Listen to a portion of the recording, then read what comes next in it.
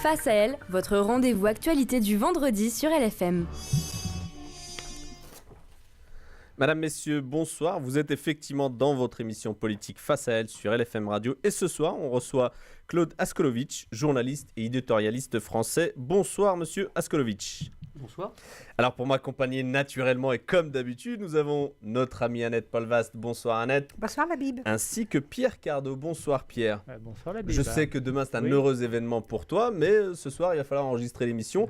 Je ne serai pas tout seul. Je ne me marie pas tout seul. Moi, on est deux pour ça. Ah oui, effectivement, vous mariez demain. Oui. Vous mariez demain. On va commencer. Il se remarie. Oui, c'est ça. Et avec la même en plus. Voilà, absolument. Monsieur Askolovitch parle juste devant le micro. Il y avait Richard Burton et Liz Taylor, et maintenant il y a Cardot et Madame. On se marie plusieurs fois avec les mêmes. Allez, on va parler des coups de gueule, coups de cœur. Il y a Bayrou et Borloo. Il y a Bayrou et Borloo aussi mais cette ça semaine. fera pas des petits. Et d'ailleurs, il les connaît très bien les deux. On va parler du coup de cœur d'Annette Polvast. Alors, le coup de cœur, c'est un coup de cœur étranger qui concerne l'Irlande, qui sera probablement au 15 décembre le premier pays sortant de cette mauvaise période de pays sous assistance respiratoire. Donc, le Premier ministre a déclaré, pour l'Irlande, il n'y aura pas de retour en arrière, donc nous sommes sauvés et nous devenons autonomes. Félicitations. Pierre, je suis sûr que vous devez avoir un coup de cœur amusant. Un coup de cœur. Alors, un coup de cœur, oui, amusant, ce serait peut-être plus le coup de gueule qui serait amusant, mais le coup de cœur, oui, j'ai noté avec intérêt que finalement, on dit que le TGV en France coûte cher, c'est peut-être vrai, mais ceci dit, l'avantage, c'est qu'il fonctionne, alors que chez les Allemands, qui sont censés être quand même des gens d'une efficacité redoutable, leurs ICE qui sont fabriqués par Siemens tombent tellement souvent en panne qu'ils sont obligés de louer des TGV d'Alstom à la SNCF. Peut-être que si ça continue, on va finir par les acheter carrément. Voilà. Donc je trouvais ça intéressant parce que souvent on a tendance à sous-évaluer ce qu'on est capable de faire en France, notre savoir-faire. Là, en l'occurrence, les Allemands nous envient. Monsieur Askolovitch, vous avez un coup de cœur ? Oui, mes félicitations unanimes à mes confrères des médias, je peux m'inclure dedans, qui ont découvert bizarrement qu'il y avait de légers problèmes de cohabitation et de racisme dans ce pays, parce qu'enfin une ministre de la République a été insultée par des petits cons. Et donc il faut qu'une ministre de la République soit insultée, on parle bien sûr de Madame Taubira, pour qu'on réalise, et tous les gens qui sont victimes au quotidien de discrimination apprécieront. Il faut quand même qu'une ministre soit insultée par des petits débiles, enfants de non moins débiles, pour qu'on réalise que la France n'est pas tout à fait d'équerre. Bravo, vive les médias. Bienvenue en France, les copains. Et bien justement, sur ce sujet, avant de passer à mon coup de cœur, le silence assourdissant d'un certain nombre de médias qui ont mis un certain nombre de temps à réagir, y compris des politiques tels que le président de la République, que le Premier ministre, ils ont mis des jours et des jours à s'indigner sur les propos. Sur quoi sur l'affaire Taubira, où elle a été insultée. Alors, vous avez mis quand même un certain nombre de temps pour réagir. Alors j'y retourne. Je trouve que l'affaire Taubira n'a strictement aucune importance et j'aime beaucoup Christiane Taubira et je pense que les injures, la banane, c'est pour la guenon, sont absolument immondes. Mais on dit plus sur les parents de ces gamins que sur l'état de la société française.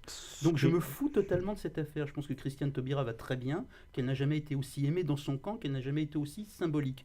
En revanche, il y a des gens dans la société réelle qui n'ont pas l'avantage d'être ministres, qui souffrent de discrimination de manière permanente. Et le racisme est un état endémique en France. Et vous avez des sites internet et des hommes politiques et un philosophe, Alain Finkielkraut pour ne pas le citer, qui théorise aujourd'hui l'idée que les vrais Français... Elisabeth Lévy aussi, pour la mettre aussi dans le même circuit. J'étais dans un autre niveau, mais juste je continue. Il y a des gens qui théorisent le fait que les vrais Français, comprenez les mâles blancs, sont en train de se faire virer de leur pays par les nouveaux venus basanés. Et tout ceci me paraît infiniment plus grave que cette affaire sur laquelle les médias se sont jetés. Donc j'adore Christiane Taubira. Ils ont mis du temps quand même à se jeter. Mais on s'en fout. Je trouve beaucoup plus problématique que les médias ne parlent pas de ce qui se passe au quotidien, fassent par exemple, tirent le tapis rouge de Finkielkraut ou autre, que leur relative lenteur à s'effarer de ce qui est arrivé à une ministre qui par ailleurs va très bien. Je parle de ça. Je me fous de l'incident Taubira. Je suis désespéré de ce qui se passe tous les jours en France par ailleurs. Et si même dans une radio qui est ancrée localement, on m'explique que ce qui est important c'est Taubira, alors là les bras m'en C'est le tombent. symbole. Non, le symbole. Quand je dis que c'est important. Mais le symbole, on s'en contrebalance. C'est un révélateur. Non, mais on va y revenir. C'est peut-être un révélateur. Non, c'est un révélateur. C'est juste révélateur. Non, attendez. Tu découvres que des gosses de famille pré-fachos parlent comme des petits fachos. Bonjour le révélateur. Non, attendez. Là où on est surpris. Je suis désolé d'être passé au tutoiement. Non, attendez. C'est le temps de réaction. C'est le temps de réaction et de l'indignation collective. Ça aurait été peut-être sur un autre thème.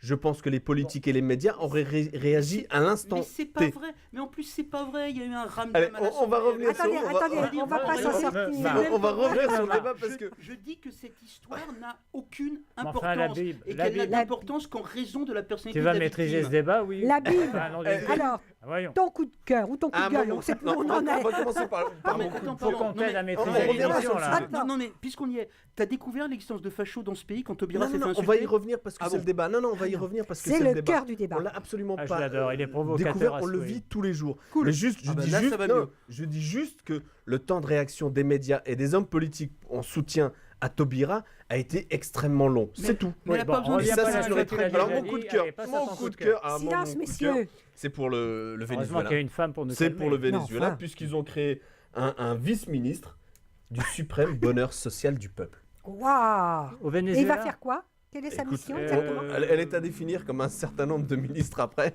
mais il y a quand même un ministère du bonheur dans ce pays, au Venezuela. Bon courage. C'était la phrase de Saint-Just. La révolution doit s'arrêter. Il y avait quelque chose comme bonheur dedans. Oui. Et quand on crée ce genre de ministère, c'est qu'on va très mal. Mais ça fait un Oui. moment qu'ils vont très mal, les camarades. Ils Oui. sont pas les seuls à aller très mal. Je pense Euh, que, effectivement. Votre coup de gueule, Coup de Annette. gueule. Le coup de gueule, c'est contre la démolition, l'abattage des incendies des portiques mis en place pour le contrôle des poids lourds dans le cadre de l'écotaxe qui seront à la charge du contribuable et la facture s'alourdit. Ça, c'est le premier. Et la conséquence immédiate, c'est le contrat EcoMove qui mérite une remise à plat sérieuse, urgentissime, pour qu'on y voit un peu plus clair. Heureusement dans que c'est cette pas des histoire. jeunes de banlieue qui ont fait ça. Pierre, Oui, on peut le dire comme ça. Moi, j'étais très surpris. J'ai découvert des champions de haut niveau, des sportifs de haut niveau qui se shootent. Je pensais que c'était absent dans ce domaine. Et, on va en découvrir aujourd'hui des choses c'est en dans cette Belgique. émission. c'est des champions de vitesse en Belgique. Attends. Figurez-vous que ces champions en Allez, plus ben, je valent, vous cite Pierre. ils valent plusieurs centaines de millions d'euros. Et vous n'imaginerez pas ce que c'est. Ce sont des pigeons. Des pigeons qui sont champions de vitesse. Et figurez-vous qu'ils ont été contrôlés positifs. Un à la cocaïne et les autres pour antidouleur et antifièvre. C'est Voilà. n'importe quoi. Donc des pigeons chargés comme des mules, c'est quand même original. Ça les empêche pas de voler apparemment. Monsieur Askolovitch, je pensais que c'était votre coup de gueule tout à l'heure, non? Non, c'était un coup de cœur ironique. Alors maintenant, je fais un vrai coup de gueule contre LFM qui pense que Taubira, c'est plus important que les gens au quotidien. Tu vois, tu l'as Mais cherché, tu l'as vous devez trouvé. le savoir, Voilà. LFM est une radio Ouais. féminine et elle soutient naturellement la cause des femmes, y compris les ministres. La Bible. Alors, moi, Ça, c'est vrai. C'est pas parce qu'on est ministre qu'on doit se faire insulter. exactement. Ton Alors, coup de gueule. eh ben, moi, Ouais. mon coup de gueule, en fait, il est pour la gauche. Et un certain nombre de socialistes aujourd'hui disent avant on avançait dans la mauvaise direction, aujourd'hui on recule dans la bonne direction. Oui. C'est-à-dire qu'en gros on n'avance pas et plutôt on recule notamment sur le côté social et humain de ce gouvernement. Ça laisse supposer que toutes les décisions prises. Bon, d'accord. Pierre, le stop. portrait de l'inviteur, je sais qu'il est. Enfin, Oh là là, on c'est peut en faire compliqué, des hein. heures, mais si tu Non. pouvais nous synthétiser. Ah ben ça va être dur. Enfin j'ai essayé, mais c'est quand même compliqué parce que Tous les voilà. moments de Alors. sa carrière. On n'a pas trop d'éléments sur son enfance, etc. Enfin bon, voilà. Et on sait qu'il a fait des études, qu'il a commencé comme élève au lycée Chaptal, qu'il est fils d'un ancien directeur de la revue L'Arche, à savoir le fils de Roger Ascot. Voilà. Il a fait son économie à Paris-Dauphine. Après, il a suivi ses études au Centre de formation des journalistes, dont il sort diplômé en 85. Bon. Dans le domaine de sa vie privée, très rapidement, je crois qu'il a 3 enfants. Il se décrit lui-même comme un laïc, non pratiquant, voilà, qui vit dans une famille ayant différentes religiosités. Alors, j'ai pas pu tout reprendre parce que c'est un roman qu'il faudrait rien que pour dire tout ce qu'il a fait. Alors, il commence à faire des piges, il travaille à RFO, après au Matin de Paris. En 87, on le retrouve au quotidien Le Sport, ensuite à Europe 1. Après, il devient reporter à l'événement du jeudi, puis à Marianne, ensuite grand reporter de 2001 à 2008 au Nouvel Obs. Et comme il ne tient pas en place, il devient rédacteur en chef, puis éditorialiste au journal du dimanche. Ce qui était une connerie. Ça, c'est possible, mais, Ah ouais, ça, c'était pas mal, hein. mais personne n'est parfait. Hein. Bon, ouais. voilà. Alors, Et ça il me rejoint poursuit. Le Point en août 2011 pour 1 an seulement. Ensuite, iTélé, où il est chroniqueur, à France 2 en 2011, etc. Enfin bon. Alors, J'arrête là parce que j'en ai oublié pas mal et en plus, ça a encore changé, je pense. Donc, au départ, en fait, il est journaliste sportif et maintenant, il traite essentiellement des sujets sociétaux et politiques avec une certaine affection. J'ai cru comprendre d'ailleurs que ça se manifestait dès le début de l'émission pour des sujets polémiques. Voilà. Alors, je prends quelques exemples. Il a couvert pour le Nouvel Obs le mouvement altermondialiste et lancé une controverse sur Tariq Ramadan. Il suit le Front National parallèlement pour faire un certain nombre d'articles de prise de position. Il a fait de la biographie de Jospin. Il a interrogé Éric Besson, Rachida Dati, Manuel Valls. Ça fait beaucoup de monde, ça. C'est très varié, très divers. Je suppose qu'ils ne s'entendent pas tous, d'ailleurs, entre eux. C'est intéressant. Alors, on pourra en parler des heures, mais je crois qu'il y a un fait marquant de sa personnalité, c'est lorsqu'il, et ça peut démarrer un petit peu l'émission, lorsqu'il quitte Le Point en 2012 et qu'ensuite, il écrit « Nos mal-aimés, ces musulmans dont la France ne veut pas ». Et là, s'il n'y voit pas d'inconvénient, est-ce que Claude pourrait dire qu'est-ce qui t'a fait quitter Le Point et ensuite suivre la démarche qu'on te voit suivre depuis quelque temps par rapport aux problèmes d'actualité, l'islam. Alors je quitte Le Point parce qu'on me montre la direction de la sortie, mais après ça se passe entre personnes civilisées, donc il n'y a pas de licenciement brutal, il y a une négociation. C'est amusant pour quelqu'un qui donc, aime autant la polémique que toi, ça se passe bien là. Non, ça se passe pas bien, c'est très désagréable de se retrouver à Pôle emploi à 50 balais, mais à n'importe quel âge c'est désagréable. Mais enfin il se trouve qu'il y a une négociation, il y a un départ négocié. Et pourquoi est-ce qu'on me montre la direction de la sortie? C'est parce qu'il y a un vrai désaccord très dur, très immédiat, très brutal, lors de ce qu'on a appelé la polémique du halal, lancée par Marine Le Pen pendant la campagne présidentielle. Ouais. Marine Le Pen expliquant que toute la viande consommée, etc., en Ile-de-France était halal, c'était faux. Et quand bien même cela aurait été, c'était pas si grave que ça. Donc ayant écrit dans le journal que non seulement c'était faux ce que disait Madame Le Pen, mais en plus c'était pas si grave que ça, ça allait à l'encontre de ce que croit très profondément, de ce qu'écrit très régulièrement le journal. Et ce qui était intéressant, donc c'est le point de départ de cette histoire, on peut être en désaccord de mille manières que ce soit avec des journaux, avec des directions, etc. Ça arrive tout le temps. Être en désaccord sur la question de l'islam, puisqu'il s'agissait de ça. Ouais. Moi, défendant l'idée que, mon Dieu, la France devenant partiellement musulmane ou également musulmane, big deal, c'était pas très grave. Le Point faisant partie, comme beaucoup d'autres journaux, de cette sphère médiatique où l'on pense que c'est terriblement grave, sphère médiatique d'ailleurs soutenue par 75% des gens en fonction des sondages, là c'était une opposition irréductible qui ne pouvait que nous amener à nous séparer. C'est-à-dire on peut être en désaccord, tu peux être sarkozyste, tu peux être hollandiste à l'époque, c'était pas très grave. Considérer qu'il n'y avait pas de drame autour de ce qu'on appelle la question musulmane en France, ce qui était ma position, me mettait de facto en dehors de la possibilité de travailler au Point. Quelques mois plus tard, ça m'a mis de facto dans l'impossibilité de rentrer à Marianne, journal pourtant dirigé à l'époque par des amis qui me font piger, mais à un moment donné... De gauche ? Oui, mais c'est même pas le sujet. Tu peux être de gauche ou de droite, c'est pas le sujet. C'est vraiment pas le sujet. À un moment donné, mais Claude, tu n'as pas la même conception de la laïcité que nous. C'est-à-dire que je pense que c'est pas très grave s'il y a des gens musulmans en France, y compris pratiquants. Et eux pensent que c'est embêtant, que c'est très embêtant. Et donc, je me rends compte à mon corps défendant, et encore une fois, ni je suis un héros, ni je suis une victime, mais... Encore une fois, c'est pas pratique, c'est ballot, comme disait mon vieux père, c'est ballot de se retrouver en train de piger à mon âge.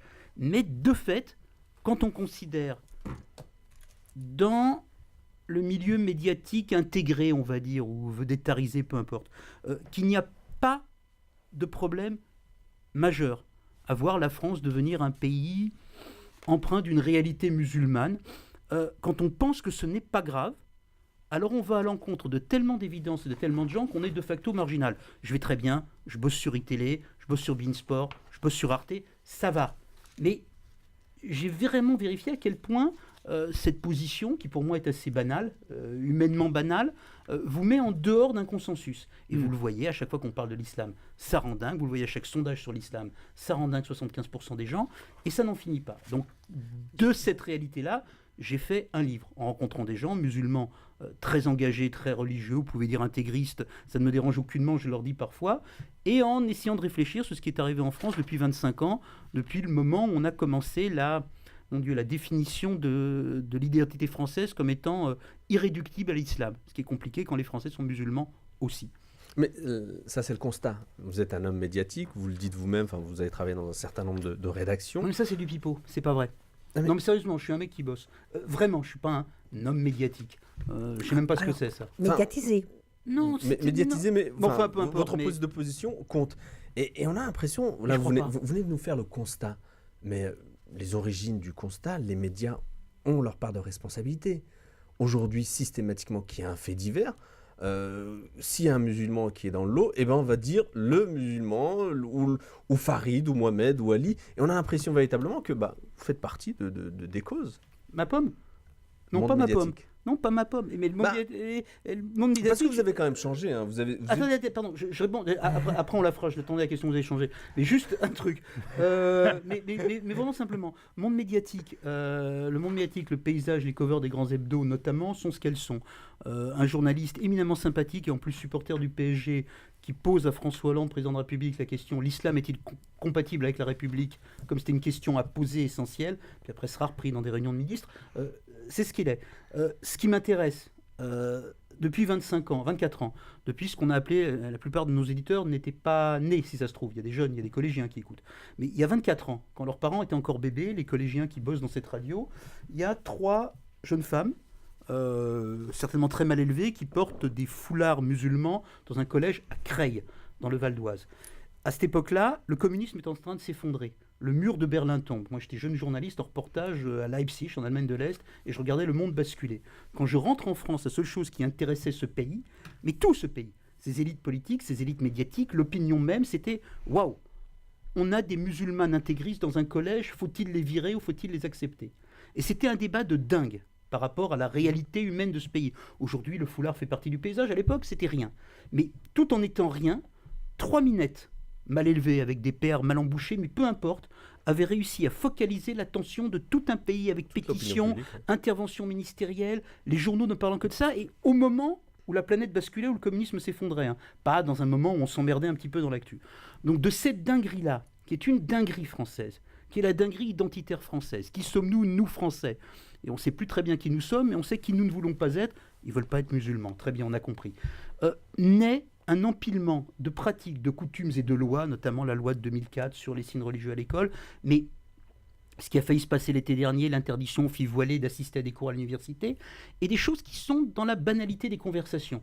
L'islam n'est pas compatible avec la République. Et il y a des gens qui sont français, qui vivent en France, mais qui sont français, qui se prennent ça dans la figure tous les jours, tout le temps, à chaque fois qu'ils allument la radio ou la télé. On parle d'eux, ils sont musulmans, mais c'est jamais d'eux dont il s'agit. C'est ces gens-là qui ont commencé à m'intéresser, parce que ça fait un petit moment que je vadrouille. C'est pour ça que je ne me considère pas comme un mec médiatique, je suis plutôt un reporter, je parle avec des gens, donc c'était plutôt le boulot.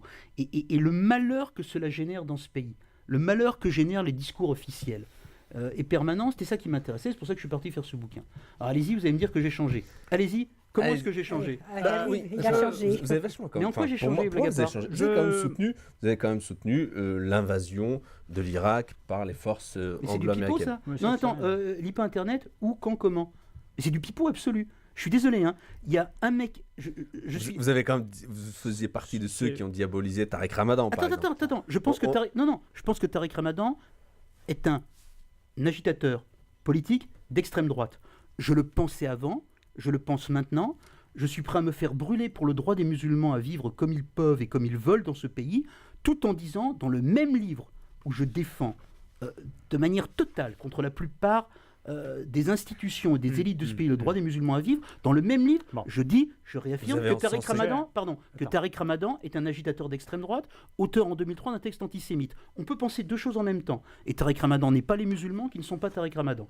Point barre. Donc non Sur seulement... le texte, en Non l'occurrence, seulement je ne... Non mais attends, c'est important. Non seulement je ne vois pas de contradiction entre le fait d'être pour les musulmans, mais dans la pleine acception de ce terme, et d'être hostile à Tariq Ramadan, je ne vois aucune contradiction, j'y vois même une cohérence et une logique. Je déteste les discours racistes, antisémites, islamophobes, quels qu'ils soient. mais Alors là, ju- j'assume totalement. juste- Mais sur la guerre d'Irak, je suis désolé, j'aimerais bien me souvenir, Bon. mais je ne vois pas. On va... Mais vas-y, continue. Attends. Alors, Caroline Fourest, vous faisiez partie de ceux qui, au début, l'ont amené dans les sommets. J'ai fait un portrait de Caroline Fourest et de sa compagne Fiammetta Wener en 2003, en 2004. À l'époque, les deux nanas étaient plutôt courageuses, plutôt intéressantes et se fritaient pas mal de gens antipathiques. Ce qui est devenu le discours de Caroline Fourest aujourd'hui en 2013 ne m'appartient pas. On s'oppose sur des plateaux. Le papier que j'écris en 2003-2004, on va le retrouver dans l'Obs, à mon avis, je ne le renie pas. Les gens changent. Je pense que Caroline Fourest, alors qui n'est vraiment pas le cœur de la question, a plus changé que moi, pour le coup. Mais ça, c'est un autre débat. Pierre. Non, il y a des gens qui affirment que vous êtes une sorte de... Enfin, tu es, pardon, excuse-moi, parce qu'on se tutoie, mais tu es un pyromane reconverti en pompier. L'homme étrangement devenu islamophile, etc. Qui écrit ça ? Alors ça, c'est un article que j'ai trouvé assez amusant. Il est assez partisan, entre nous soit dit, mais c'est un dénommé Hicham Hamza qui a... C'est un dingue. Oui, non, c'est un dingue. Oui, c'est un maniaque obsessionnel. C'est un maniaque obsessionnel. Décidément, il y en a des dingues. Ah ouais, t'as plein de dingues. Ramadan est un dingue. Le monsieur là est un Ramadan, dingue. non, mais attends. Ramadan est un type d'extrême droite. Hicham El Hamza est un journaliste talentueux qui manie des obsessions sur Internet. Alors franchement, je m'en fous. Mais j'ai jamais été pyromane. En quoi Tariq Ramadan est je te d'extrême pose la droite question, moi j'affirme rien. En quoi Tariq Ramadan est extrême droite? Quand on écrit un texte sur le complot juif, c'était donc en 2003 dans le cadre de... Lorsqu'il cite un certain nombre de gens d'origine juive, c'est ça? On va faire simple. Je veux bien faire une émission entière sur Tariq Ramadan. Mais bottom line, alors attends. Quand on fait un texte que je considère moi comme étant un texte d'extrême droite... Que vous considérez vous? Oui, mais beaucoup de gens avec moi. Mais pardon, je me fous de Tariq Ramadan. Il y a 1, 2, 3, 4 millions de personnes qui vivent dans ce pays qui sont musulmanes. On peut aller jusqu'à qui 6. tous les jours sont emmerdés parce que sont les discours estampillés républicains. Je me fous de Tariq Ramadan. C'est un sujet de diversion. Tariq Ramadan, c'est ce dont me parle Caroline Fourest quand on est opposé dans des débats. Je m'en fous. Tu m'en parlais, on se tutoie. Je t'ai répondu ce que je pense de Tariq Ramadan. Et une fois que je t'ai dit ça, il n'a aucune importance. Pas plus que Caroline Fourest, ou si tu veux, pas plus que moi, ou pas plus que M. Hamza, qui est un piètre journaliste. En revanche, ce que fait la République, ce que font les entreprises qui n'embauchent pas de femmes voilées, quand bien même elles seraient diplômées, ce que font les bavardages des médias aux gens, ça c'est important. Et c'est de ça dont je parle. Et à chaque fois qu'on est en train d'essayer de parler de ça, et qu'on vous renvoie à... Tariq Ramadan, je vais te dire, Tariq Ramadan, c'est un personnage récurrent des covers du Point. Une cover du Point, c'est un journal qui est sympathique, j'étais dedans puis j'ai dû partir. Une cover du Point sur l'islam, c'est un grand papier dans lequel on va t'expliquer tous les problèmes que posent les musulmans, quitte à en rajouter un petit peu. Et en opposition, on mettra une interview de Tariq Ramadan qui dira « Ah non, c'est pas vrai ». C'est une caution du système et une caution, un alibi repoussoir. Une fois que je t'ai dit ça, je m'en fous. Il n'existe pas. En revanche, les gens qui nous écoutent, ou toi, ou moi, les gens ordinaires dans la rue, qui s'en prennent plein la gueule, et les gens qui ne sont pas musulmans dans ce pays, à qui on a appris depuis 25 ans à considérer le musulman comme un ennemi, ou comme quelqu'un qui est le contraire d'eux, cela existe. Et un pays qu'on fout en l'air, à force de faux débats, ça existe. Et franchement, les semi-vedettes, je m'excuse pour M. Hamza, touche rien à faire, mais rien, c'est-à-dire rien. En revanche, si on peut parler de ces gens normaux, qui écoutent la radio, qui viennent, etc., ça m'intéresse. Le reste, franchement, je m'en fous. Il se trouve qu'on en a parlé, je pense du mal de Tariq Ramadan, je pense qu'il pense du mal de moi. Et je pense que ça n'a aucune importance. Pour nos auditeurs. Moi, Tariq Ramadan, je peux partager votre opinion et je comprends tout à fait votre position par rapport à la nécessité de réfléchir pour déboucher sur une action pour les gens dans la rue, au quotidien, les discriminations. Ça, je suis d'accord avec vous. Sauf que... Tariq Ramadan, comme vous dites fort justement, il parle beaucoup et ses paroles sont reprises. Et moi, en tant que femme, lorsque j'entends Tariq Ramadan parler de la lapidation pour les femmes, permettez-moi de vous dire que ça a quand même un écho dans le monde féminin, qu'il soit musulman ou pas musulman. Puis-je me d'ailleurs. permettre, j'ai cru exprimer assez clairement que j'étais peu l'avocat de Tariq Ramadan. Oui, donc, mais allez le quand voir. vous dites je me fous de Tariq Ramadan, moi mais aussi je à m'en la fous. limite je me fous de Tariq Ramadan, oui. sauf qu'il parle et ça a forcément un écho. Sur qui? Sur tout le monde. Je ne pense pas une seconde que... Je ne pense pas... Non, permettez. On veut se faire peur. On veut ne pas aimer les musulmans. On va foutre un micro sur le nez de Tariq Ramadan ou sur un autre. C'est facile. Je pense que la personne qui habite à Mantes-la-Jolie, à Brignoles, à Mont-Solémine, à Saint-Ouen-l'Aumône, où vous voulez, qui est de confession, de culture ou de tradition musulmane, religieuse ou pas, voilée ou pas, barbue ou pas, n'est en rien comptable de ce que peut dire M. Ramadan ou quelque autre intellectuel que ce soit. En revanche, elle subit ce qu'on raconte, ce que d'estimables républicains appellent la laïcité et qui l'empêche parfois de vivre, parfois de travailler, parfois d'être simplement heureux dans ce pays. Donc voilà, quand je vous dis que un intellectuel parmi d'autres, amplement médiatisé pour des raisons obscures, ne m'intéresse pas, je le pense vraiment. Il joue un rôle, très bien. Qu'est-ce qui pousse Claude Askolovitch aujourd'hui à écrire un bouquin qui, en gros, ne considère pas que l'islam est une menace pour la République? D'abord parce que je le pense. Ensuite parce que je pense que c'est la réalité. Ensuite parce que l'islam, je ne sais pas ce que c'est. Je connais des gens qui sont musulmans. Je suis un petit peu journaliste et les hasards de la vie ont fait que je me suis retrouvé moins dans le système que j'aurais pu l'être, ce qui répond à la question sur le journalisme médiatique. Et je vous dis encore une fois, ça fait des années et des années que travaillant, je me rends compte du décalage et du bug. Allant à l'étranger, je réalise que nous sommes, nous en France, le seul pays, on va dire occidental, libéral, démocratique, à placer des lois et des coutumes d'exception. Je dis aussi bien loi que coutume. Il n'y a aucune loi en France qui interdit l'embauche dans le privé de femmes voilées. Mais de facto, elles ne sont pas embauchées quand bien même elles auraient fait des études et donc doivent se dévoiler. L'idée qu'on ne parle jamais des musulmans comme des individus, mais comme un groupe. Même vous dites l'islam. C'est vache l'islam. Hein. Lequel, historiquement, géographiquement ça m'intéresse.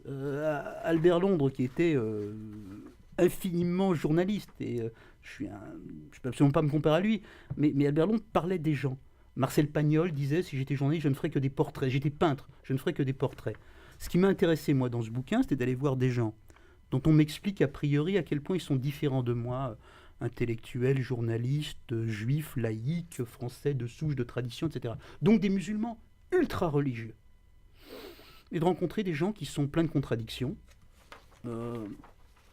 qui sont français, qui sont râleurs, qui disent parfois des choses avec lesquelles je ne suis pas d'accord, bref, des gens, simplement des individus. Ça fait des années que dans ce pays, alors qu'on explique que l'individualisme monte, ça fait des années que dans ce pays, médias comme politiques sont incapables de voir les individus musulmans, pris un par un. On va te parler des salafistes en bloc, des frères en bloc, des musulmans modérés en bloc, ça aussi c'est une catégorie qui a été inventée, étrange. Ce ne sont plus des gens, ce ne sont plus des Français, pris un par un. Donc voilà, ça m'intéressait de prendre le contre-pied de ça. Mais ce n'est pas parce que c'était le contre-pied, ça m'intéressait de voir ce qui se passait, de me confronter à ça. Donc je fais un bouquin qui est de reportage si on veut, de portrait si on veut, qui est très incomplet. Je trouve qu'il n'y a pas assez de femmes dans mon bouquin, par exemple. J'aurais pu le poursuivre à l'infini, qui est aussi un bouquin intimiste dans lequel je réfléchis sur ce qu'est qu'être français, moi, dans mon histoire. Voilà. Mais je le fais parce que j'ai besoin de le faire, parce que ce pays me rend dingue, parce que ce pays devient dingue. Quand on peut discuter sérieusement, mais sérieusement, entre gens parfaitement bien intentionnés, de savoir si une femme portant un foulard musulman a le droit d'aller à l'université ou pas. Quand on en discute, quand c'est même un débat possible, alors on est passé de l'autre côté. Et ça, c'est ce qui arrive à la fin de mon bouquin. J'avais pas fini d'écrire quand c'est arrivé. Mais qu'on ait pu, même dans des conversations de couloir, ça m'est arrivé de salon, l'islam n'est pas compatible avec la République. Ça arrive à un ami à moi, elle dit chez moi. Puis il se rend compte qu'il y a la meilleure amie de ma fille, qui est musulmane, bien évidemment, la pauvre gosse. Alors il est désolé, il s'excuse. Mais c'était plus une personne. Quand on passe notre temps à faire des débats oiseux sur des gens qui existent, tu as juste envie, si tu fais ton boulot, d'aller de l'autre côté. C'est ce que j'ai fait. Hein. Pourquoi, justement, puisque tu soulignes qu'il n'y a pas assez de femmes dans ce livre, le dernier. Je le ressens, ouais. Pourquoi si peu de femmes? Elles n'ont pas répondu? Ou alors elles je peux apporter un début de réponse. Oh, toi, tu vois. Pourquoi si peu de femmes? Pierre dira, mais franchement, parce qu'à un moment donné, le bouquin était fait. Mais c'est bizarre, l'écriture d'un bouquin. Il était fait, il se tenait debout, il était cohérent dans ma tête, et donc il était prêt. Là, je me suis dit, merde, j'aurais peut-être pu voir plus de femmes, mais comme je ne castais pas les gens, j'allais de un par un. Il y a des femmes dans le bouquin, n'exagérons pas. Hein. Il y a une femme, non, mais sérieusement, il y a des femmes, il y a 4-5 personnages que j'aime beaucoup dans le livre. Une étudiante de Sciences Po qui se bat, mais comme une malade, parce qu'elle vient du trou du cul du monde et du quart-monde et de la zone, et qu'elle est en train d'y arriver, mais si elle veut un jour travailler conformément à ses belles études, il faudra qu'elle enlève son foulard. Une dame qui travaille nu-tête, mais qui est musulmane religieuse et qui se cache pour prier à son boulot. Il y a des personnages. Alors pourquoi il y a moins de femmes? D'abord parce que je suis un mec. Ça a l'air bête. Mais j'avais écrit il y a plus de 10 ans, 15 ans, un livre sur le Front National qui s'appelait Voyage au bout de la France. Je me suis rendu compte en le retrouvant qu'il y avait plus de mecs que de femmes. Pourtant, vous voyez, c'est le parti de Marine Le Pen aujourd'hui. Donc assez bêtement, comme ancien journaliste sportif, j'ai un rapport avec les hommes plus simple. Certainement, donc ça c'est ma limite. Deuxièmement, dans des milieux très religieux, Et alors qu'ils peuvent être musulmans ou juifs ou cathos, les garçons sortent avec les garçons, les filles sortent avec les filles. Et donc il est plus facile pour un garçon comme moi de rencontrer des garçons musulmans très pratiquants. J'aurais été une fille, dans le même milieu, il y aurait eu plus de femmes. Ça, c'est le rapport à la mixité. J'aurais été une femme journaliste, j'aurais été ma compagne qui est journaliste, il y aurait eu beaucoup plus de femmes voilées, voire même portant la burqa, parce que c'est plus simple. Un accès plus facile. Voilà. Mais ça fait partie des limites de notre société. Hein. Il y a ma limite à moi, je suis un garçon, il y a la limite de notre société, il y a la limite des milieux religieux, quels qu'ils soient, où la mixité n'est pas le premier réflexe.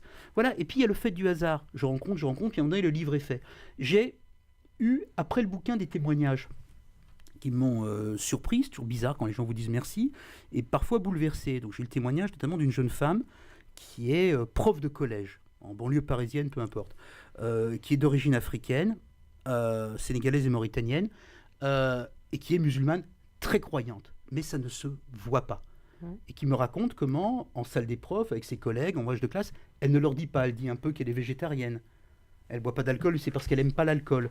Elle ne leur dira pas que parfois, dans le métro, elle s'arrête, elle a juste envie de lire une sourate, parce que ça fait partie de sa culture et de ce qu'elle aime. Et donc, j'aurais rencontré cette jeune femme plus tôt, il se trouve qu'elle m'écrit après que le bouquin est sorti, elle était dans le livre.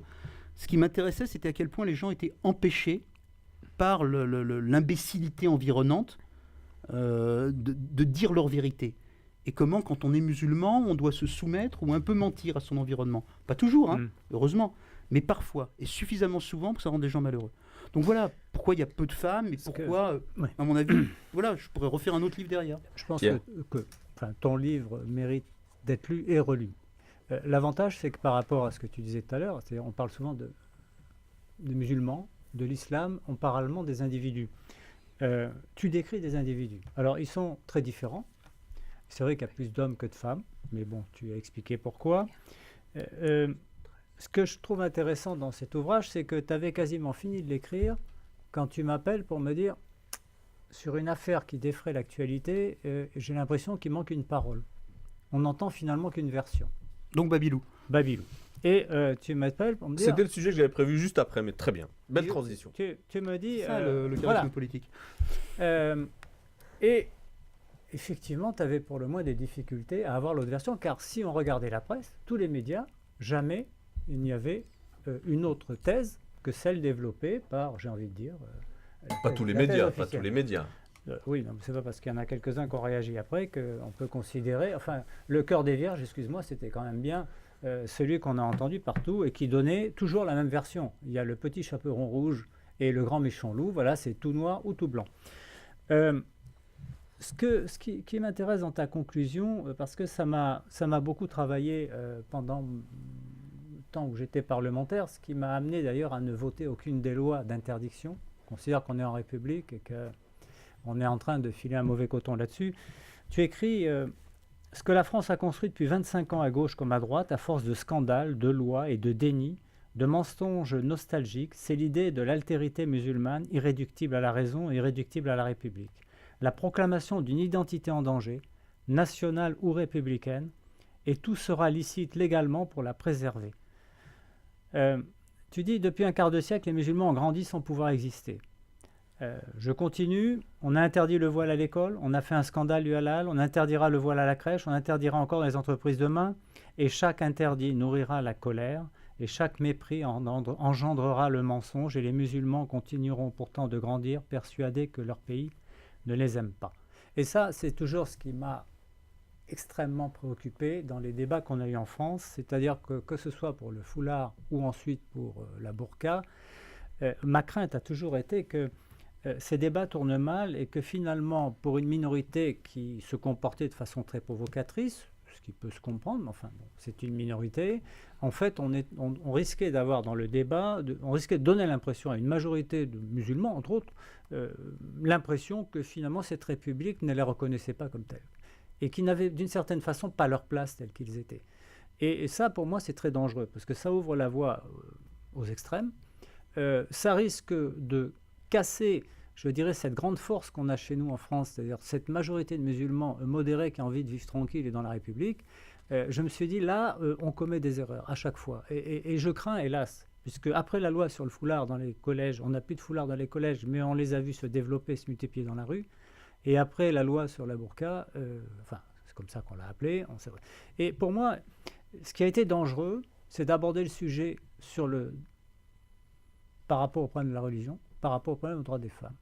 Je pense que si on a des choses qu'on ne souhaite pas, c'est-à-dire qu'on a un problème d'une personne dont on ne peut identifier, je dirais, qui elle est parce qu'elle a le visage qui est masqué, il y a un problème, je dirais, d'identification qui se pose, un problème de sécurité, il peut y avoir des problèmes d'hygiène liés à l'habillement, il y a déjà des textes qui prévoient ces choses-là. On pouvait les renforcer. Mais était-on obligé d'aborder le sujet par la voie religieuse ou par la voie du droit des femmes, alors qu'en réalité nous sommes des laïcs et théoriquement le problème de la religion ne nous concerne pas. Voilà. J'ai toujours été mal à l'aise là-dessus. Sur Babylou Ah ben sur Babylou. Non, attends, pardon. Sur Babylou, il y a une chose qui tombe. On va pas refaire toute l'histoire de Babylou, il y a un procès qui arrive. Ce qui est fascinant sur Babylou, on parle des médias, c'est la paresse médiatique.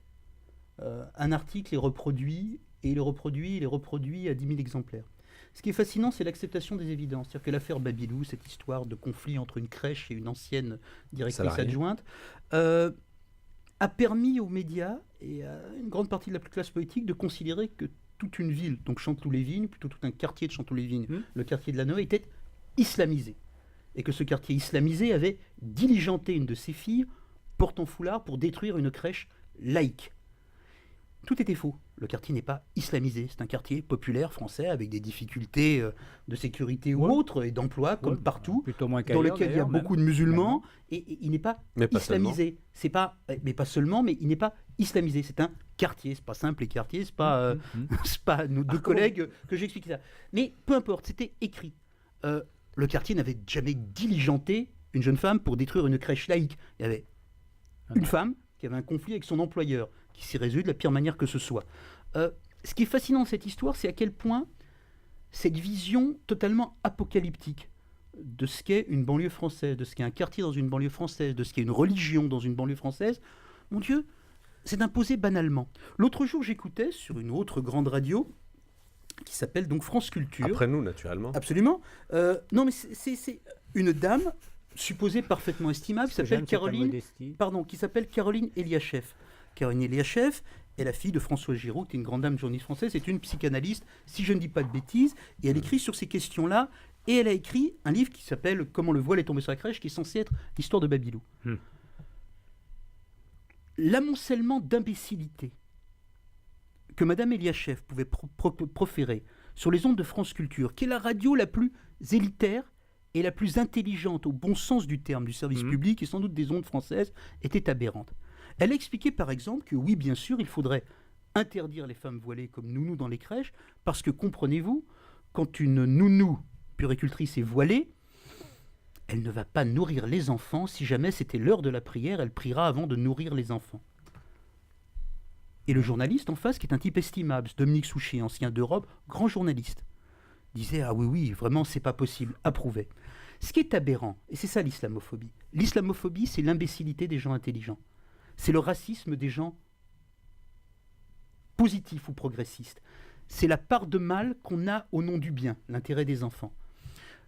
Bien évidemment, jamais aucune puéricultrice formée, voilée ou pas, musulmane ou pas, ne laissera passer l'heure des biberons des gosses. Bien évidemment, et tous les gens qui sont musulmans le savent, l'heure de la prière musulmane, al-Fajr, d'or, peu importe, n'est pas obligatoire. Il y a un laps de temps et on peut grouper les prières si besoin est. Bien évidemment, ce que décrivait Madame Eliachev était pur fantasme islamophobe. Mais vous avez quelqu'un qui est une psychanalyste, science de l'esprit, de l'âme, de l'impensé, science progressiste, sur une radio progressiste, France Culture, face à un journaliste estimable, Dominique Souchet, qui proférait ces paroles. Si on les entend, si on est quelqu'un d'honnête qui n'y connaît pas grand-chose, qui ne connaît ni les nounous, ni les crèches, ni Babylou, ni les femmes voilées, on va se dire « Waouh, vraiment ces femmes voilées sont dangereuses, elles nourrissent pas les gosses. » Et c'est ainsi que le mal se répand.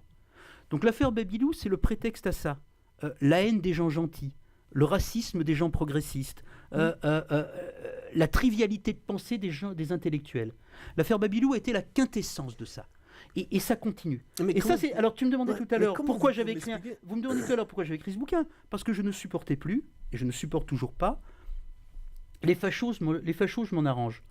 Le racisme d'antan, quand il y avait par exemple des ratonnades à Marseille en 73, initié par un article d'un journal qui s'appelait Le Méridional, qui est le grand journal de la droite marseillaise, et l'article avait été écrit par un type qui après, il est mort depuis, est devenu député Front National, il s'appelait Gabriel Domenech. Je sais faire avec. Je fais, si vous voulez, SOS Racisme, si vous voulez la Marche Weber, si vous voulez France Plus, si vous voulez la LICRA, le MRAP. Je sais me battre contre le racisme des fachos. Mais comment je me bats quand ce sont des progressistes comme Madame Eliachef ou des élus de gauche, etc., qui tapent toute une partie de la population en disant des conneries. Comme on disait au Moyen-Âge, les juifs empoisonnaient les puits, les musulmanes voilés ne nourrissent pas les enfants. Et si je fais ce bouquin, c'est à cause de ça. Parce qu'au cœur même de ce qu'est mon milieu naturel, allez, les gens gentils, progressistes, bien élevés, on fabrique une détestation d'une partie de la population. Et ça, l'affaire Babylou, c'était ça. Et effectivement, je me suis intéressé à l'affaire quand j'avais fini le bouquin, parce que ça me grattait. Attendez, monsieur Ascolovic, ces gens que vous avez cités... Appelez-moi Claude. Si vous voulez, Claude. Ces gens que vous avez cités, qui ont soutenu aussi l'affaire Babylou, je pense notamment à Badinter, à Lévy, Elisabeth Badinter, à Beaugrabe, etc. Mm. Est-ce qu'ils n'ont pas un esprit aussi manipulateur derrière ça? L'affaire Parce que l'affaire Babylou est d'une simplicité enfantine. L'affaire Babylou, alors il y a ce qu'on veut voir, ce qu'on C'est veut... un conflit du Alors, travail. Ils n'ont pas il faut leur essayé d'aller pardon. plus loin que ce qu'on leur Pardon, disait. il c'est faut tout. leur demander. On avance toujours vers les, comme il disait De Gaulle, vers l'Orient complexe, j'avançais avec des idées simples, l'Orient compliqué. On avance toujours vers les problèmes, y compris les journalistes, en fonction de ce qu'on pense par avance. Il y a une famille de pensée qu'on appelle à tort le camp laïque en France. Jean-Luc Bianco, président d'Observatoire de la laïcité, pense que ce sont des bouts de feu, et pardonnez-moi de passer ma expression, des dingues. Bianco parle plus poliment que moi, mais en gros, il pense cela. Il y a un camp qui s'est forgé petit à petit au fil des affaires, ça démarre très tôt. En 89, Alain Finkielkraut, dont on pourrait reparler, lance une pétition qui refuse ce qu'il appelle le Munich de l'école républicaine. C'est-à-dire que si on ne virait pas les femmes voilées, les jeunes filles voilées d'un collège, eh bien on était dans la situation des démocraties face à Hitler en 1938. Vous voyez la modestie de la comparaison. Mais ce camp s'est forgé au fil des ans. Elisabeth Badinter, par ailleurs grande philosophe féministe, a un trou noir dans sa pensée, ce sont ces femmes voilées, cette réalité sociale qu'est l'islam en France, que sont les musulmans. Elle n'y arrive pas, elle ne le pense pas, elle le refuse, elle le réfute.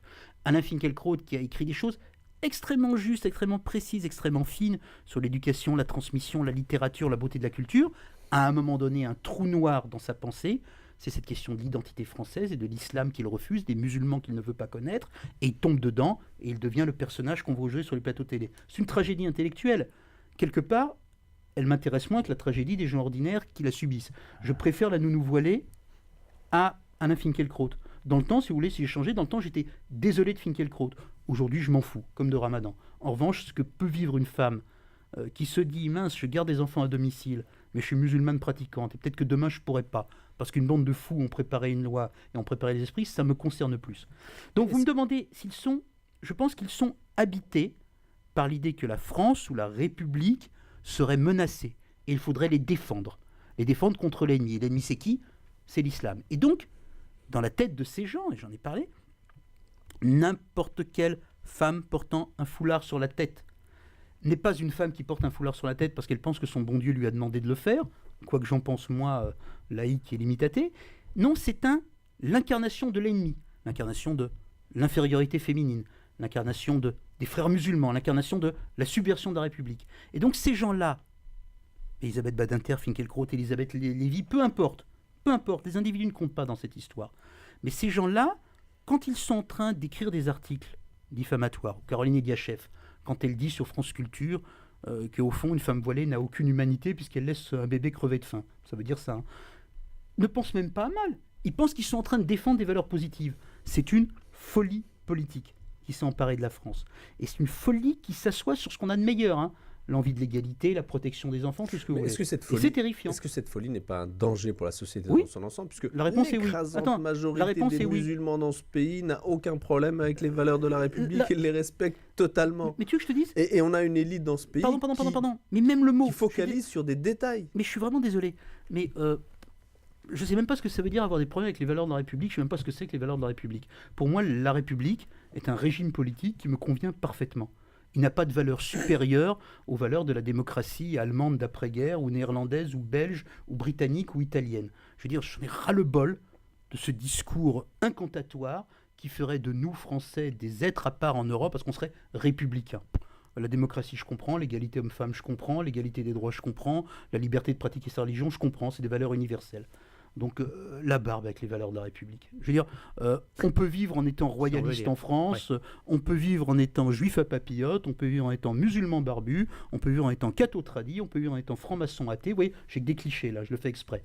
Mais m'en fous des valeurs de la République. On peut vivre en étant laïque aussi. En revanche, oui, on peut être laïque, je suis assez... On peut être laïque, ce que j'aime pas... C'est devenu une religion, Mais attends, c'est ça la devient une laïcité. religion. Attends, mais voilà. sérieusement, c'est pas... Non mais c'est devenu une religion. Le, dans ce pays. le problème de l'islamophobie, en réalité, est moins le problème des musulmans. Les musulmans la subissent et c'est fatigant. Que le problème de ce pays tout entier qui est en train de détruire méthodiquement sa capacité à être une société unifiée. Et ça, c'est embêtant. Donc vous me demandez, ces gens-là, est-ce qu'ils ont un agenda? Sur Babylou, ils l'ont fait exprès. Sur Babylou, ils ont choisi un cas pour en faire un abcès de fixation. C'était un cas emblématique. Une gentille crèche détruite par des méchants islamistes. Et ils l'ont délibérément mis en avant. Alors c'est en train de tomber, etc. Mais j'espère que ça va tomber. Mais de manière générale, ils sont habités, ils ont une mission. Et ils ne se rendent plus compte à un moment donné, alors les Finkielkraut, Elisabeth Badinter, etc., qui ne sont plus dans la défense de la République, mais qui sont en réalité dans l'écrasement d'une partie de la société et dans la destruction du vivre ensemble. Pierre, il ne nous reste pas beaucoup de temps. Pour aller juste prolonger un peu le débat, concernant la loi sur le voile qui était envisagée et sur laquelle le Conseil supérieur de la laïcité s'est prononcé en disant non, c'est pas L'Observatoire. L'Observatoire, pardon. J'ai vu dans Il n'y aura pas de loi, a priori. J'ai vu dans un journal... Pour le moment. Non, a priori, non. Il y a une Bianco ne souhaite pour l'instant, propose de ne pas faire de loi. Sur ce que je comprends, sur ce que je sais, il n'y aura pas, mais ça peut changer. Bon, voilà. Mais, bon, il y a des forces contradictoires là-dessus, qui s'opposent nettement. Donc, je ne sais plus où j'en étais, moi, dans l'histoire. Il y a une loi, donc, pour l'instant, c'est non. J'ai lu un canard qui se dit pas sérieux, mais qui a un avocat qui était à la fois celui de Babylou, manifestement, pour ce qui concerne l'association, et d'autre part, qui est l'avocat du canard en question, qui lance une attaque vraiment, je trouve, extrêmement désagréable sur cette affaire, et notamment remettant en cause la position de l'Observatoire de la laïcité, en disant que, en gros, tous ces membres... C'est Charlie Hebdo, c'est ça? Oui, c'est Charlie Hebdo. Je ne comprenais rien, d'accord. Oui, non, mais c'est Charlie Hebdo. Je ne voulais pas lui faire de la pub, mais enfin, moi je l'ai lu, je suis scandalisé. Alors j'aime bien l'humour, j'aime bien la taquinerie, je pense que la critique c'est normal, mais il y a une terminologie là-dedans, une façon d'exprimer une mauvaise foi choses, profonde. Une mauvaise foi profonde, et puis surtout, je vois que l'Observatoire, au motif qu'il préconise, pour des raisons qu'il défend, qu'il explicite, le fait qu'il ne faut pas de nouvelle loi sur le voile, voilà, ce sont des mous. Enfin, ils ont droit à toutes sortes d'épithètes qui me paraissent particulièrement Qui fait le papier? Inacceptables. Eh bien, c'est Malka, l'avocat même de Charlie Hebdo. Évidemment, il est juge et parti, d'accord. C'est qu'il se bat. Mais attendez, vous n'êtes pas au pays des anges, là. Non, je suis vous pas. Vous êtes dans un combat politique. Richard Malka, qui est un très bon avocat et un type très intelligent, qui a souvent été des bons combats, est, sur cette question de la laïcité, je mets les guillemets, dans un très mauvais combat. Mais le combat, sincèrement, il pense vraiment qu'il y a danger. C'est ça le sujet. Mais il le pense vraiment. Et donc, quand vous êtes face à des gens qui pensent... Je suis d'accord, mais quand vous êtes face à des gens qui pensent vraiment qu'une part de la société est dangereuse pour le reste, alors là, on a un problème. C'est ça l'islamophobie. Et c'est on a un vrai problème. En période de crise. On a un cocktail explosif. Franchement, le pays est je suis pas sûr que ça explosera sur la crise. Je pense que la crise, alors, tout le monde la vit, je pense que ça rend les gens d'abord malheureux et qu'on ne fabrique pas de société. Et haineux aussi. Ça rend les gens intolérants. Peut-être pas haineux, mais... Moi, je trouve surtout qu'on est un peuple qui devient peureux. On a peur de toute différence, on a peur d'une soi-disant islamophobie qui nous menacerait, qui menacerait notre société, notre République. On fait des lois d'interdiction alors qu'on est le pays qui est censé être celui de la liberté. Vous dire d'un soi-disant islamisme qui nous menacerait. Oui, non, mais... Parce que l'islamophobie, d'après moi, nous menace. Oui, pardon, excuse-moi, oui. Tu as raison. Non, mais je suis moins adroit que toi avec les termes. C'est un lapsus. Révélateur. Toujours. Non, qu'il ne l'est pas. Je suis un peu blessé par le fait que je considère aujourd'hui que ce pays, qui devrait être fier quand même de ce qu'il a construit dans l'histoire, de l'exemple qu'il donnait à l'étranger, aujourd'hui, finalement, on a un peuple qui a peur. Peur de quoi? Et qui se cherche des boucs émissaires pour expliquer ses peurs et pour trouver finalement des explications à des problèmes internes qu'il a. Mais on supporte quoi aujourd'hui? attendez. On supporte plus personne ou quoi? Moi, je fais partie de cette écrasante majorité de musulmans français qui vivent dans ce pays. Il y a encore 10 ans, jamais j'aurais imaginé vivre ailleurs. Aujourd'hui, la question me trotte. Mais le problème, Très, c'est très qu'une clairement, partie- très clairement, aujourd'hui, c'est pas une question que j'exclus. Ce qui est intéressant dans cette histoire-là, j'ai rencontré plein de gens, pour le coup, comme vous, mais alors, si on prend le problème français plus largement, le nombre de gens qui s'imaginent assez facilement vivre en dehors de ce pays, pour des raisons très différentes. Hein. Oui. Des gens qui sont du bon côté de la fracture sociale, qui ne veulent plus payer d'impôts parce qu'ils pensent que ça ne sert à rien. Des jeunes qui pensent qu'il n'y a plus d'avenir dans ce pays. Des musulmans qui ne supportent plus, et les musulmans J'ai peuvent... l'impression que c'est les musulmans les problèmes de ce pays. Non, et des musulmans qui ne supportent plus le discours ambiant. Puis après, tu peux être jeune, riche et musulman. Alors là, je te raconte pas, tu cumules. Tu vas direct Bon, si t'es riche, tu peux y aller. tu vas direct dans les pays du Golfe, mais à mon avis, tu t'emmerdes aussi un petit peu Très au bout d'un vite. moment. Donc, mais je veux dire, il y a un problème français. Ce qui est terrible dans l'islamophobie, c'est que c'est à la fois quelque chose de spécifique, parce que le musulman c'est différent, parce que la revanche de la guerre d'Algérie, parce que un jour ça ne ressemble pas à ce qu'on connaissait. Merde, il y a des gens qui sont enfants, petits-enfants d'immigrés, ils sont redevenus religieux, ça n'avait jamais fonctionné comme ça. On ne sait pas faire. Et alors, quand on ne sait pas faire, les Français, ça fait clic-clic dans leur tête, et quand ça fait clic-clic, ça devient méchant. Mais au-delà de ça, le premier problème, c'est un pays qui ne sait plus qui il est, qui va oublier sa crise en célébrant le centenaire de la guerre de 14 pendant des mois et des mois. Qui d'ailleurs, la guerre de 14, qui était une immonde boucherie, dégueulasse, provoquée par les élites de l'époque et qui a décimé les campagnes françaises et qui a tué ce peuple. C'est pas grave, on va le célébrer comme un grand moment d'unité nationale. Mais ce pays passe son temps à se référer au passé. Les socialistes trouvaient que c'était intéressant, Hollande ressemblait à Mitterrand. Les gens de droite reparlent de De Gaulle, qui est mort quand j'avais 7 ans et demi. Je dirais, allez, presque 8 ans. On est dans un pays qui n'aime plus son présent, qui est incapable d'imaginer son avenir. Alors si tu lui expliques que son présent et son avenir, c'est un pays métissé, multiculturel, et que dans ce multiculturel, ouais, il y a des musulmans, mais pas seulement des musulmans laïcisés, des musulmans de chez musulmans. Bah ouais, c'est comme ça, c'est la vie. Alors là, le pays n'y arrive plus. Mais il y a à la fois une crise française réelle, qui est extrêmement triste. Pierre, Annette sont des patriotes, ils se sont engagés en politique parce qu'ils aimaient ce pays, mais tu as un moment donné où un pays n'arrive plus à s'aimer lui-même, dans ce qu'il est et dans ce qu'il devient. Et ce pays ne s'aime pas à un tel point qu'effectivement des gens, mais très différents, et chacun pour des raisons qui leur sont propres. On peut parler des Juifs qui ont considéré, à partir des années 2001-2002, que la France devenait un pays antisémite, qu'il valait mieux soit aller dans les beaux quartiers et quitter les banlieues, puis après aller directement en Israël. Tu as des Juifs qui s'en vont, tu as des musulmans qui veulent s'en aller, tu as des jeunes qui s'en vont, tu as des riches qui s'en vont, tu as des entrepreneurs qui s'en vont. Les seuls qui ne peuvent pas partir pour l'instant, et c'est pour ça qu'il y a une crise politique autour de ça, c'est, on va dire, ce qu'on appelle les zones périurbaines. C'est le mec qui est ouvrier chez Goodyear à Amiens et qui est en train de se faire humilier, dévasté depuis des années par tous les gens qui possèdent sa boîte. Ou alors les pauvres gens de chez GAD, ce ne sont pas des pauvres gens, ce sont des gens éminemment estimables. Ou les paysans. Les gens qui depuis des années tuaient des cochons dans l'abattoir, dans cet abattoir finistérien qui s'appelle GAD et qui du jour au lendemain n'ont plus de boulot. Eux, ils ne peuvent pas partir. Et c'est ces gens-là qui ne peuvent pas partir, qui n'ont même pas l'imagination de partir, parce qu'ils n'ont pas en eux, dans leur histoire, l'idée qu'ailleurs est possible, qui effectivement explose mentalement, puis après ça amène extrême droite, tout ce que tu voudras. Mais c'est pas de leur faute. Ce qui arrive à ce pays est horrible.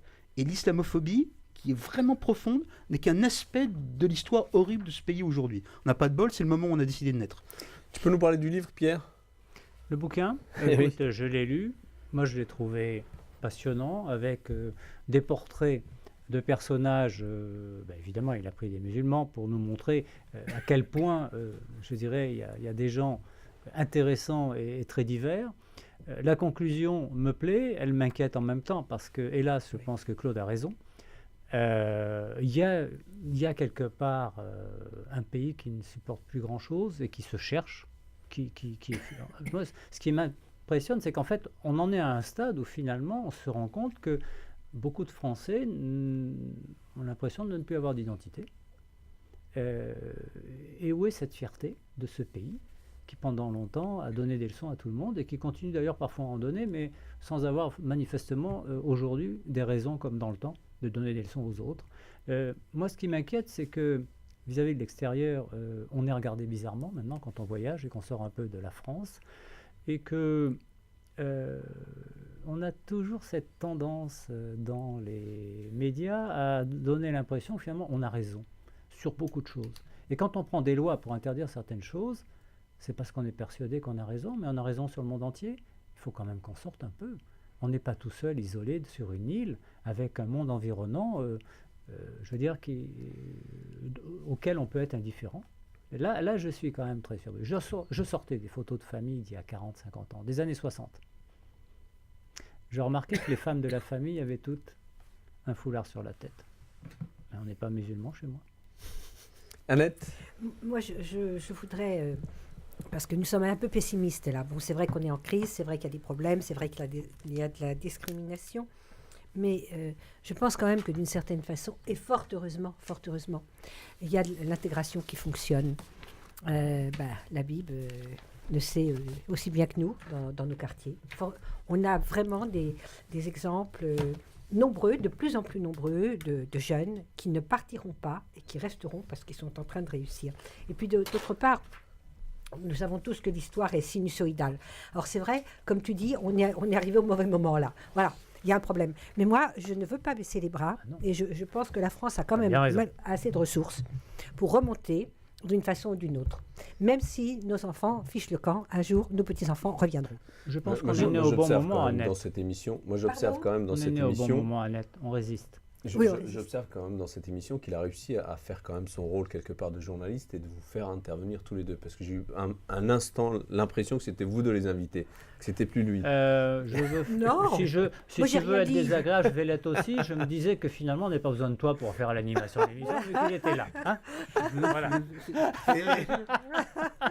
Et pour une note positive, enfin, on a un livre qui parle autrement sur les musulmans de France. Merci, monsieur Askolovitch. Vous avez peut-être une conclusion à faire? Oui, ce serait intéressant. Faire à suivre, non, c'était pathétique comme chute là. Tu files ça à faire à suivre un rédacteur en chef, il te retoque ton papier, en plus il a raison. Non, on va rester ici, mais on n'a pas le choix, on est vieux. Hein. Parlez pour vous. Merci en tout cas, merci à Laurent pour cette émission, merci à Audrey. Et je vous laisse avec la programmation musicale. Bonne soirée et à la semaine prochaine.